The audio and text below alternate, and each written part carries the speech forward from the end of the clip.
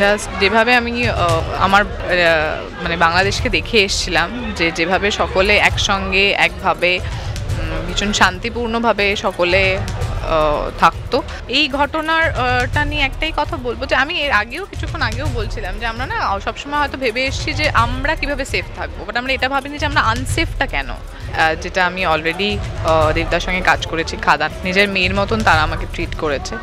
So আমার বাড়িতে যদি এরকম একটা সিচুয়েশন চলতো, ঠিক যতটা দুঃখ আমি পেতাম বা যতটা আহত আমি হতাম, আমিও ঠিক ততটাই দুঃখিত এবং আহত অফকোর্স।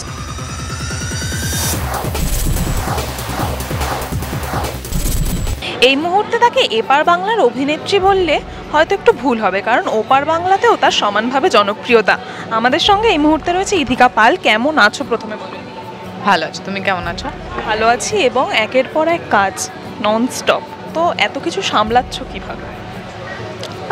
খুব আনন্দ সহকারে অ্যাকচুয়ালি। আমি চাই আরও ব্যস্ততা বাড়ুক, আরও স্কেডিউলসে ডেটস বেড়ে যাক, আমাকে অনেক ব্যস্ত থাকতে হবে।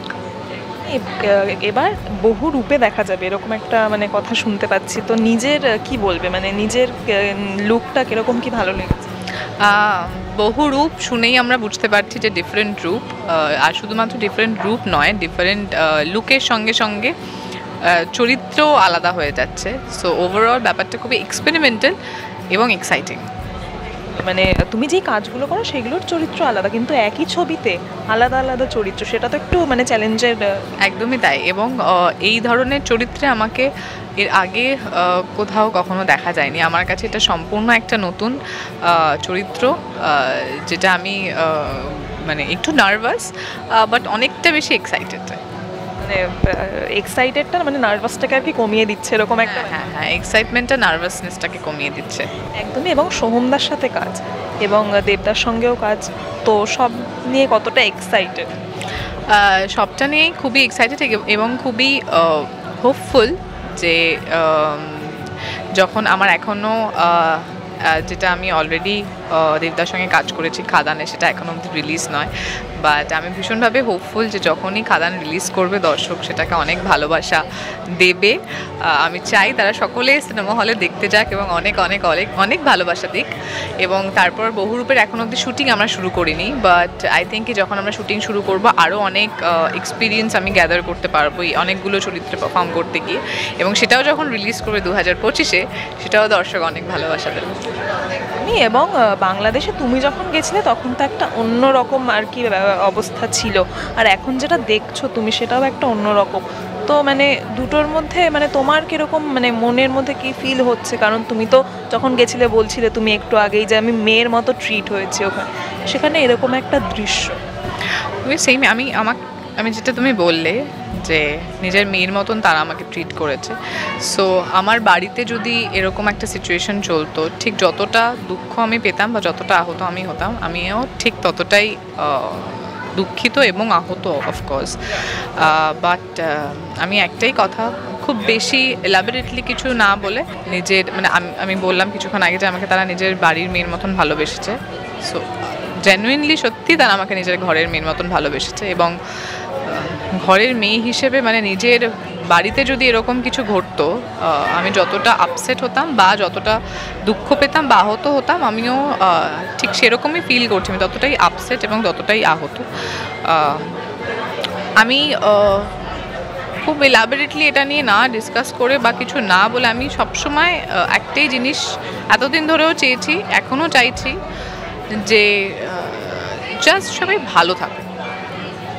জাস্ট যেভাবে আমি আমার মানে বাংলাদেশকে দেখে এসেছিলাম, যেভাবে সকলে একসঙ্গে একভাবে ভীষণ শান্তিপূর্ণভাবে সকলে থাকতো, আমি চাই সেভাবেই সকলে আবারও ভালো থাকুক।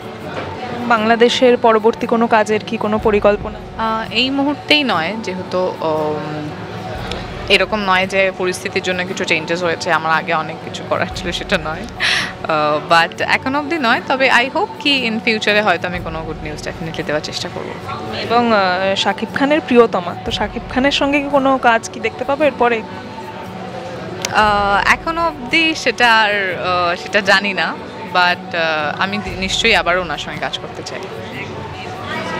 বাংলাদেশের কথা বললে, কিন্তু আমাদের দেশেও মেয়েদের সেফটি নিয়ে একটা প্রশ্ন রয়েই যাচ্ছে, তো সেটা নিয়ে তোমার কি বক্তব্য?